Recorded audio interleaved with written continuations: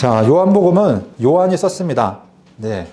그래서 요한복음이고요. 요한은 주님 여호와께서 사랑받는 자 이런 의미를 가지고 있습니다. 예수님의 사랑받는 제자 중에 하나였고 항상 어떻게 보면 예수님께서 특별한 일이 있을 때 불렀던 베드로, 야고보, 요한 이 세 명 중에 껴있던 사람들이었죠. 그리고 예수님과 친척 관계였다는 것을 얘기하고 또 아마도 이 요한이 요한복음뿐만 아니라 요한 1, 2, 3서 요한계시록까지 적지 않았을까 이렇게 많은 사람들이 이야기합니다. 그리고 예수님의 제자들 가운데 유일하게 순교하지 않고 어떻게 보면은 나머지 제자들은 다 순교했지만 그래도 유배는 갔다 오시겠지만 마지막 자연사하신 분으로 이렇게 많은 사람들이 이야기하고 있습니다. 자, 그리고 배경을 보면은 70년 전후로 해서 예루살렘 교회가 완전히 파괴가 되었습니다. 그러니까 더 이상 모교의 역할을 하지 못하는 겁니다. 그러니까 그 교회가 어디로 옮겨지냐면 에베소를 이제 교회의 중심지가 되어지죠. 그래서 그 아시아에 있는 에베소가 교회의 중심지가 되어지고 거기에서 이제 요한 사도가 이제 목회를 한 것으로 보입니다. 그러면서 예수님의 어머니였던 마리아를 모셨다라는 이제 전승이 있죠.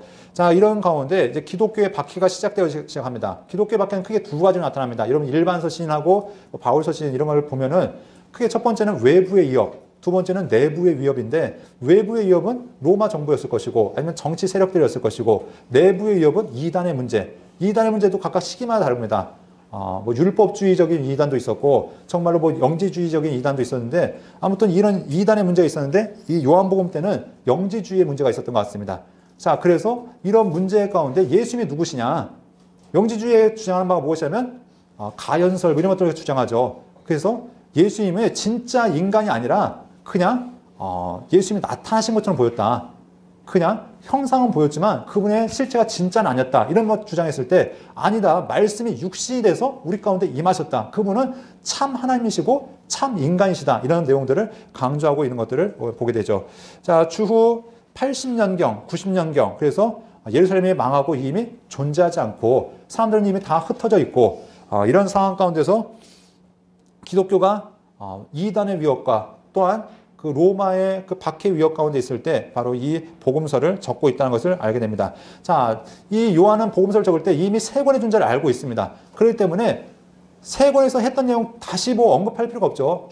가장 중요한 내용을 다시 한번 강조해야 되겠지만 나머지는 다 생략하고 그들이 언급하지 않았던 내용들을 중심으로 내용들을 전개해 나가고 있습니다. 그래서 뭐 니고데모 이야기들 아니면은 그 후에 뭐 가나 혼인잔치 뭐 이런 것들은 다른 복음서에 언급하지 않기 때문에 이런 것들을 하나하나 언급하고 있고요. 자, 기록 목적이 무엇인가?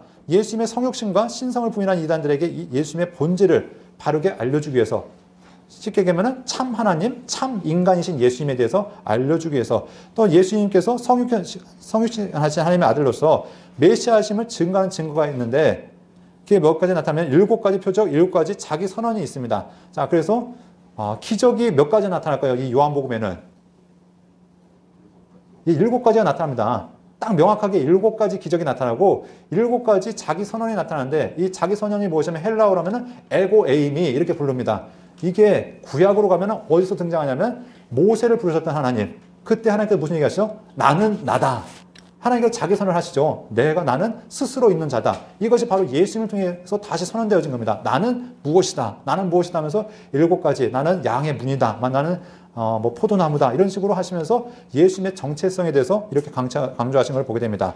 자, 그래서 또한 이것을 요한복음이 쓰여진 목적은 예수님께서 하나님의 아들 그리스도심을 믿게 하기 위해서 또한 믿는 자들로 예수님을 힘입어 생명을 얻게 하기 위해서 이 책이 쓰여졌다라고 얘기합니다. 자, 특징이 있는데 방금 말씀드렸던 것처럼 다른 복음서에 기록되지 않은 내용들이 많이 담겨 있습니다.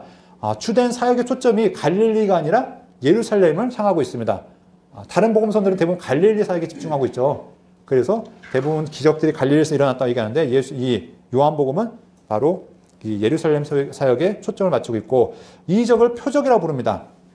표적이라는 말은 단순한 기적이 아니라 이걸 통해서 예표하는 게 있다는 겁니다. 예수님이 누구신지를 알려주는 상징이라는 것이죠. 그래서 항아리에 담겨있는 물이 포도주로 바뀌었다. 이것은 단지 우리가 단지 목마름에서 해결되었구나. 잔치에서 문제가 해결되었구나가 아니라 이 율법을 상징하는 항아리가 바로 예수님에 의해서 복음을 상징하는 세시가 되었다는 것들을 우리가 알 수 있고 자 예수님께서는 누구신가라는 정체성을 통해서 아까 얘기했던 것처럼 7가지 자기 선언, 나는 무엇이다, 에고 에임이라는 말씀을 통해서 자기 선언을 하고 계시고 성령에 대해서 많기 때문에 성령 복음이다라고 말씀하고 있습니다. 특징이 있다면은 설교가 많습니다. 예수님의 설교가 쭉 많이 나오죠. 그래서 우리가 이 예수님의 그 설교를 통해서 예수님의 정체성을 다시 한번 되짚어 볼 수 있고요. 하나님과의 관계, 예수님의 자신에 대한 것, 영생에 대한 것, 뭐 성령에 관한 것, 이것들을 끊임없이 강조하고 있는 것을 보게 됩니다. 자, 그리고 그 무엇보다 요한의 별명이 무엇이냐면 사랑의 사도였죠. 그 이유는 무엇이냐면 요한복음을 통해서 하나님의 사랑을 보여주고 있고, 또한 요한 1, 2, 3서 요한계시록을 통해서 하나님의 사랑을 가장 잘 드러내고 있기 때문에 사랑의 사도라고 이렇게 우리가 보고 있습니다. 자, 그러면 21장의 내용인데 크게 이것도 세 부분으로 나눠서 볼 수 있습니다. 자, 12장까지는 무엇을 얘기하냐면 그리스도에 대한 증언과 증거. 그래서 예수님께서 성육신으로 이 땅에 오셨다. 그래서 태초에 말씀이 계시냐라는 말씀으로 1장 1절을 시작하죠. 그리고 그리스도에 대한 증언들, 그리고 7가지 표적과 배처. 그래서 첫 번째 1장부터 12장까지는 그리스도에 대한 증언과 증거를 이야기하고 있고, 두 번째 부분 13장부터 20장까지는 그리스도의 사랑에 대한 이야기가 있습니다. 여기 보면은 설교들도 많이 담겨 있죠. 그래서 그리스도의 고별 설교와 기도, 그리고 마지막 만찬이 담겨 있고 그리스도의 순환과 부활에 대해서 이야기하고 있고, 자, 마지막 20장과 21장에 보면은 부활 후의 사건을 그 어떤 복음서보다 상세하게 다루고 있습니다. 누구의 사건을 다루냐면 베드로와의 만남 사건을 다루고 있죠. 갈릴리에서 베드로를 만나서 그를 회복시켜주는 이야기, 이것이 바로 이 요한복음의 마지막에 담겨 있습니다. 그렇다면은 마지막으로 이제 정리해 보도록 하겠는데요. 우리가 첫 번째 이야기가 보시면 태초부터 예수님께서 존재하셨다. 세상이 지어질 때부터 함께 하셨다. 그래서 그분의 정체성은 무엇이냐? 그분은 하나님이시다. 근데 그분이 단순히 이 땅에 뭐 유령처럼 나타나신 것이 아니라, 환상으로 나타나신 것이 아니라 그분이 육신을 입으시고 우리 가운데 거하셨다. 그러면서 우리와 함께 하시는 하나님에 대해서 선언하고 있는 것들을 보게 됩니다. 자, 그리고 이 땅에 오신 이 예수님에 대해서 요한이 증언하는 것이죠. 그래서 요한의 증언에 대해서 이야기하면서 1장 6절과 8절, 그리고 우리가 이야기하는 것을 보게 되고, 자, 14절부터 말씀의 육신이 되신 예수님에 대해서 다시 한번 강조하고 있는 것을 보게 됩니다. 자, 세례 요한이 예수님의 앞길을 이제 예비했던 사람인데, 세례를 통해서 예수님께서 하나님의 아들이심을 증언하고 있고, 특별히 그 사명이 무엇이냐? 하나님의 어린 양의 사명이다. 어린 양 하면은 우리가 어디서 그 이미지를 볼 수 있냐면 대속죄일을 우리가 생각해 볼 수 있습니다. 또한 한 가지는 유월절 사건, 두 가지를 생각해 볼 수 있겠죠. 유월절 사건을 통해서 예수님께서 이스라엘을 구원하셨던 첫 번째, 두 번째는 이스라엘 대속죄일의 어린 양의 죽음으로 통해서 모든 백성이 죄를 사함받는 그 놀라운 사건을 이야기하면서 예수님의 사명이 바로 이것을 이야기하고 있는 것을 보게 됩니다. 자, 그리고요, 제자들의 이제 증언이 있습니다. 안드레가 우리가 메시아를 만났다. 빌립은 모세가 율법에 기록하였고 여러 선자가 말한 그분을 만났다.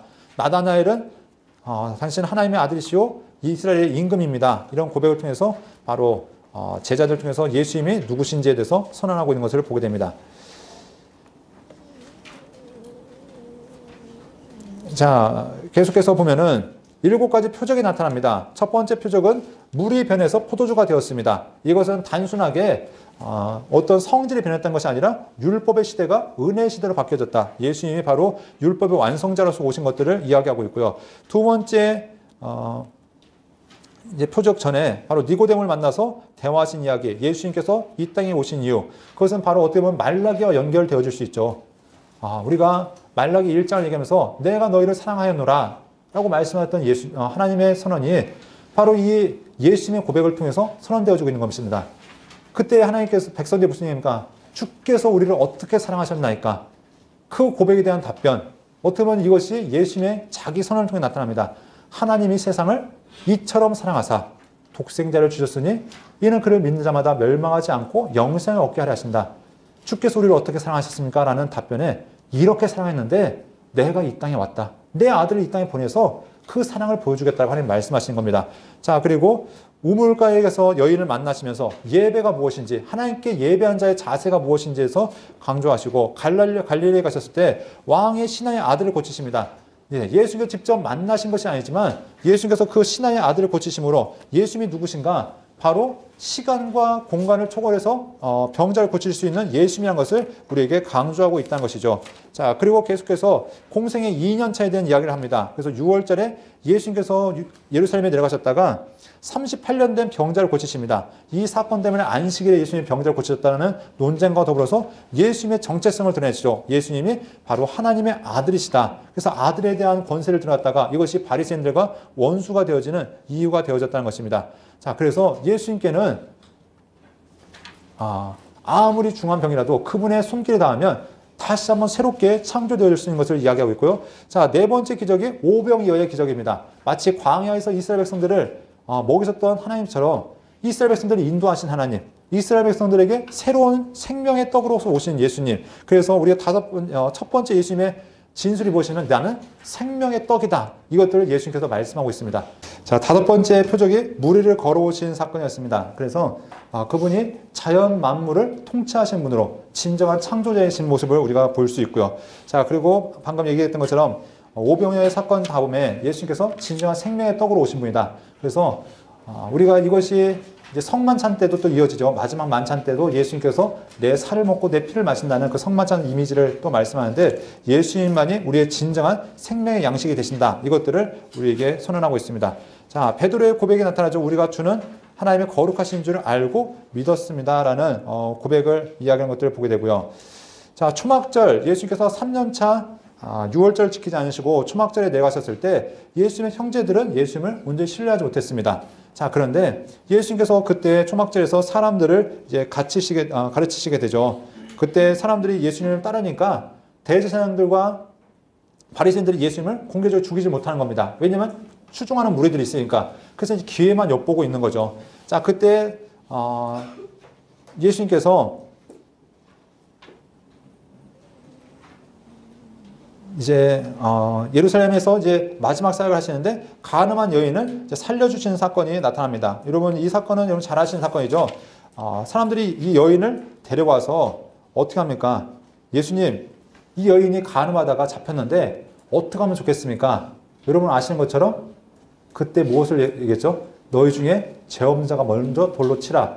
여러분, 엄밀히 따지면 누구는 돌을 쳐야 되냐면 예수님은 돌을 쳐야 됩니다. 왜냐하면 율법에 의하면 범죄한 자를 그냥 놔주는 것은 하나님의 말씀을 어기는 일이고 결국 그 죄를 누가 담당해야 되냐면 그 말씀을 무시한 사람이 담당을 해야 되는 겁니다. 근데 예수님이 무슨 얘기냐면 나도 너를 정죄하지 않는다. 왜냐하면 예수님은 당연히 율법을 지키기 위해서는 돌로 쳐야 되지만 그 모든 것을 다 어디에서 이루시냐면 십자가 사건을 통해서 자기가 다 감내하신 것들을 우리가 보게 됩니다. 자, 그러면서 사람들이 이제 밑에 바닥에 앉아서 하나하나 기록을 했을 때 사람들이 다 이제 돌을 이제 버리고 떠나갔던 그 이야기를 또 우리가 생각해 볼 수 있고요. 자, 그리고 예수님께서 이제 두 번째 진술하시죠. 나는 세상의 빛이다. 자, 이 세상의 빛이라는 걸 통해서 예수님께서 자신의 이제 정체성을 또한 강조하고 있는 것입니다. 그래서 예수님을 믿는 자는 어둠에 다니지 않고 빛 가운데 거할 것이다 라는 것들을 이야기하는 것을 보게 됩니다. 자, 그리고 이때 사람들이 물어보죠. 야, 네가 아브라함부터 크냐? 그때 내가 아브라함이 나기 전부터 있었다면서 그분이 하나님으로서 이 세상의 역사의 주관자인 것을 다시 한번 말씀하고 있다는 것입니다. 자, 소경의 이야기 아까 말씀드렸죠. 소경은 그 흙을 집어서 침을 뱉어서 이겨서 눈에다 발랐던, 그래서 온전한 창조자로서 사람을 온전히 회복하실 수 있는 예수님에 대한 이야기를 하고요. 양의 문이다. 그래서 예수님을 통해서만 하나님께 나아갈 수 있다. 나 외에는 다 강도고 절도다. 나를 통하지 않고는 하나님 앞에 나아갈 수 없다라는 것들을 이야기하면서 유일한 구원의 문이 되신 예수님에 대한 이야기를 하고 있고요. 나는 선한 목자다. 당시에 사꾼의 목자들이 있었죠. 바리새인들, 서기관들 뭐 이런 사람들은 자신의 이익을 위해서 백성을 이용한 자들이었다면 그분은 진정으로 백성을 아프면 안으시는 분, 백성을 위로하시는 분으로서 이 땅에 오신 것을 이야기하고 있습니다. 그래서 선한 목자라는 것을 이야기하고 있고요. 자, 그때 사람들의 말씀을 들었을 때 유대인들이 아주 강한 반대가 있는 거죠.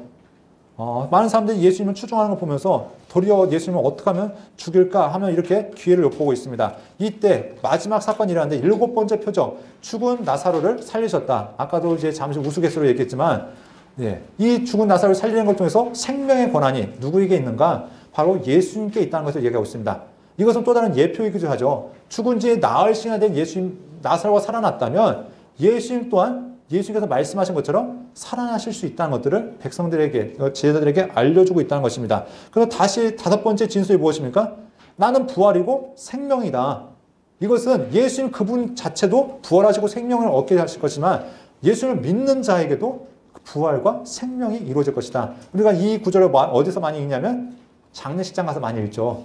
예, 마지막 임종예배 설교하면서 우리가 나는 부활이요 생명이니 나를 믿는 자는 죽어도 살겠고 무릇 살아서 믿는 자는 날 영원히 죽지 않겠다라는 말씀을 통해서 그들에게 소망을 주는데 이것이 단지 장례식장에 있는 사람들이 아니라 날마다 우리 삶 가운데 고백되어질 말씀이라는 것이죠.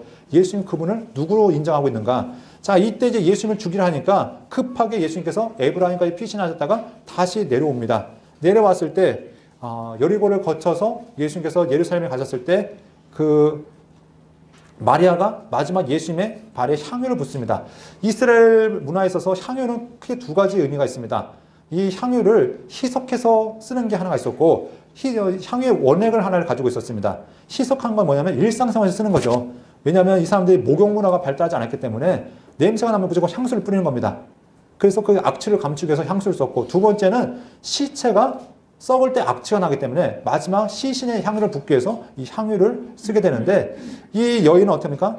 향유의 원액을 예수님께 깨워 드린 거였죠. 그 얘기를 보면서 예수님께 보시면은 이 여인은 나의 장례를 준비하고 있다라고 예수님께서 말씀하시면서 이 여인의 삶을 칭찬하신 것을 보게 됩니다. 자, 예수님께서 예루살렘에 입성하셨죠. 그리고 마지막에 가르치심을 얘기하는데 다른 복음서들은 그냥 간단하게 예수님의 사역이 빠르게 전개되어지는데 이 요한복음은 여기서부터 예수님의 기나긴 설교가 시작되어집니다. 그래서 예수님께서 제자들을 모아놓고 하시는 설교들이 이제 등장하는데요.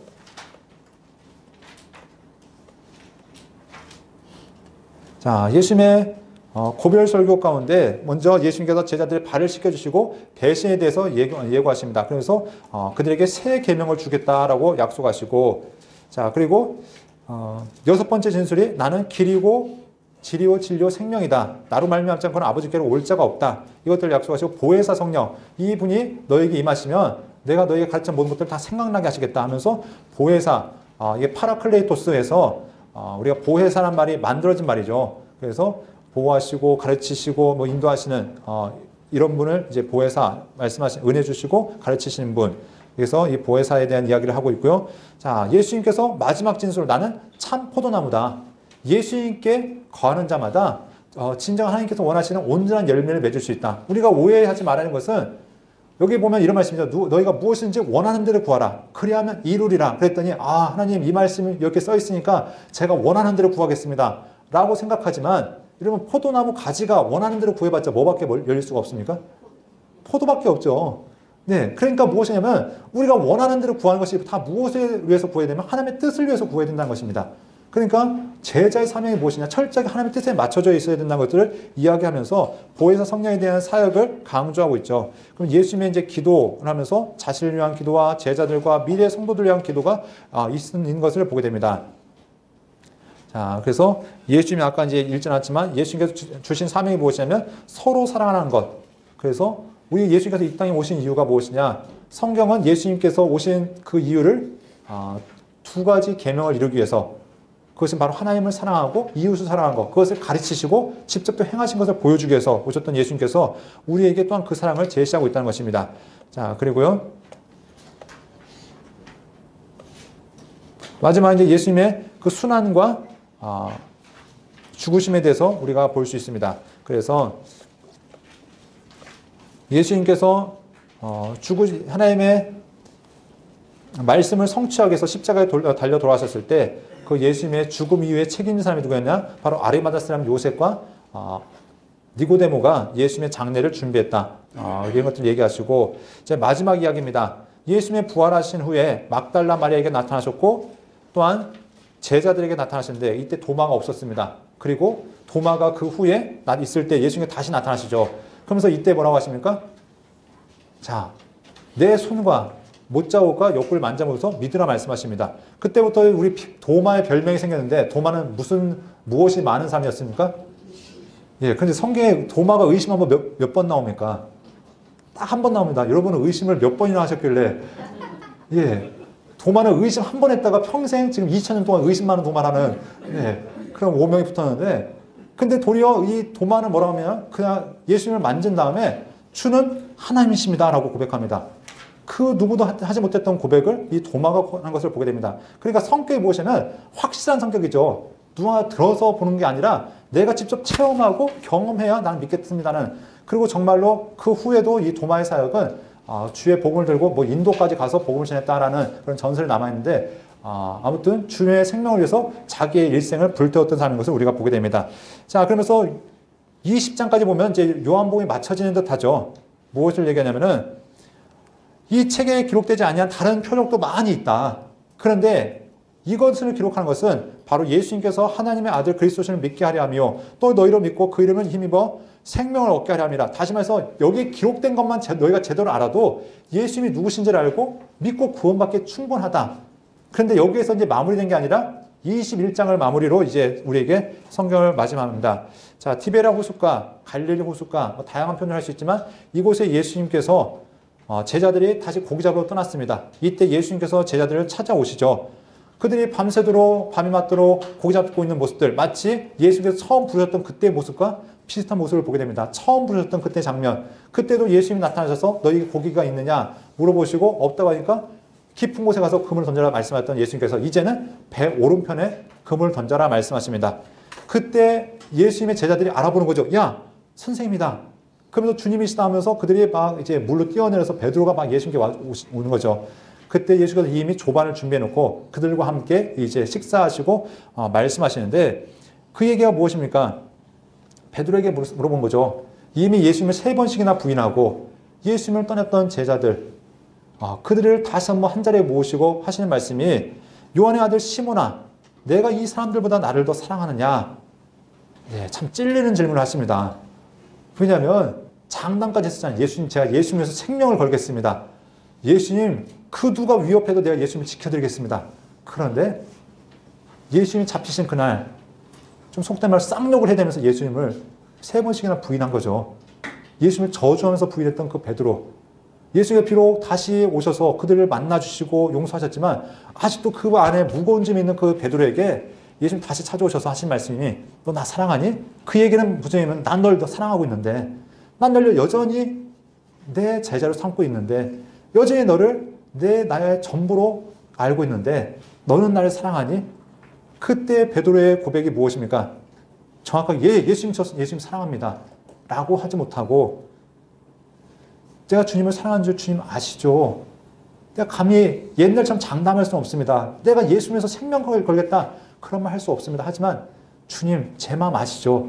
제가 주님 사랑하는 거 주님 아시잖아요. 그때 예수님께서 어떻게 하십니까? 그래? 그럼 내 양을 먹여야지.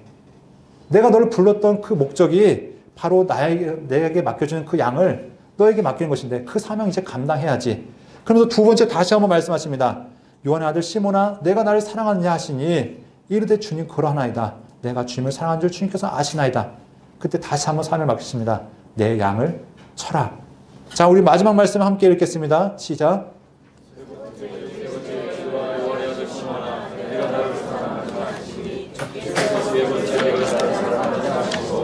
베드로가 반드시하여 이르되 주님 모든 것을 아시오매 내가 주님을 사랑하는 줄 주님께서 아시나이다. 예수께서 이르시되 내 양을 먹이라.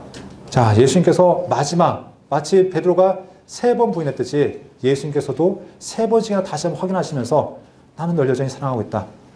그 사랑 떠나지 말고 이제는 사명을 감당하라고 그에게 사명을 맡기시는 모습을 보게 됩니다. 이때 정말로 베드로는 그 예수님의 사명을 받아서 죽기까지 충성하죠. 우리 역사가 그것을 이야기하고 있고 거기에 모였던 수많은 제자들도 그 길을 걸어갔던 것을 보게 됩니다. 자, 이제 요한복음과 이 복음서를 마치게 되도록 하겠는데요. 자, 우리가 지금까지 구약을 함께 싹 살펴보았고 오늘 시간을 통해서 복음서를 통해서 예수님의 행적을 살펴보았습니다. 우리가 너무나 당연히 자세히 알고 있는 예수님의 이야기들. 그런데 중요한 것은 우리가 어느 단계까지 나가냐면 예수님 앞에 지금 베드로가 사명을 받는 그 자리까지 나가야 된다는 겁니다. 그냥 주님 사랑합니다 그 자리까지가 아니라 주님을 사랑하면 주님을 위해서 생명을 바칠 수 있는 그 사명의 자리까지 나아가는 것. 이것이 우리에게 주어진 사명이라는 것입니다. 주님께서 오늘 우리에게 묻고 계십니다. 내가 베드로를 사랑했듯이 내가 너희를 여전히 사랑하고 있는데 너희는 나를 사랑하니? 그때 여러분의 고백은 무엇입니까? 예, 주님, 제가 주님을 위해서 생명을 걸게요. 제 인생 주님 앞에 온전히 헌신했습니다. 그런 거 말고 베드로가 고백한 것처럼 하나님, 예전에 내가 그렇게 장담하면서 주님 앞에 나왔지만 내가 살아보니까 연약한 자인 것을 깨달았습니다. 주님 없으면 이 사랑의 고백조차 저는 할 수 없습니다. 주님이 함께 하실 때 저도 이 사랑의 고백을 할 수 있고 주님 앞에 나아갈 수 있습니다 라고 고백했을 때 주님께서 그래, 그럼 됐어. 이제 나랑 같이 일하자. 너 혼자 나가는 것이 아니라 나랑 같이 내 양들을 채워나가자. 나랑 같이 너에게 맡겨진 그 사명을 감당하자라고 주님 우리에게 나오신 것을 보게 됩니다. 여러분, 주님과 함께 이제 나아가는 여러분이 되기를 소원합니다. 우리 이제 사도행전부터 보면은 주님께서 정말 주님과 함께하는 사람들의 이야기가 나오죠. 혼자 나가지 않았습니다. 주의 성령과 더불어서, 다시 말해서 예수님의 영과 더불어서 그들의 사역이 나아갈 때 그들은 수많은 고난과 어려운 가운데도 그 모든 것들을 극복하면서 더 이상 예수님을 부인하지 않고 나갔던 모습들을 보게 됩니다.